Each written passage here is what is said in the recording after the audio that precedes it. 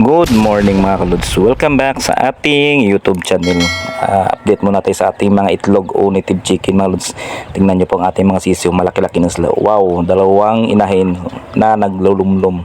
At mamaya isi-separate natin yan.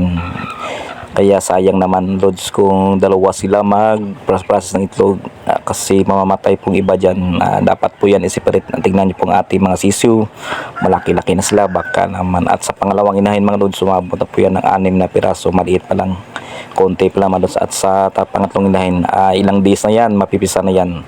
Yan, dadami na naman ang ating mga native chicken. Oo nga pala lods, sa mga hindi pa na-subscribe, and please subscribe ng ating YouTube channel. Yan, marami-rami na tayong ulam.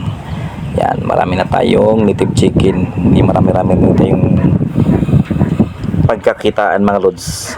Malaking tulong na yan sa pangkabuhayan natin. At nung kahapon lang nag-ihaw ako ng 5 pirasong native chicken. Malaking tulong na yan lods. Pangulam-ulam na yun mga lods. 5 piraso umabot ng 5 kilo. Malaking tulong na yan. Akalain mo mahal po ang manok ngayon. Kung may native chicken kayo, kukuha lang kayo sa inyong farm. Tingnan po natin ang ating mga itlog. And shoutout nga pala. And please follow and subscribe ng ating YouTube channel. Maraming salamat.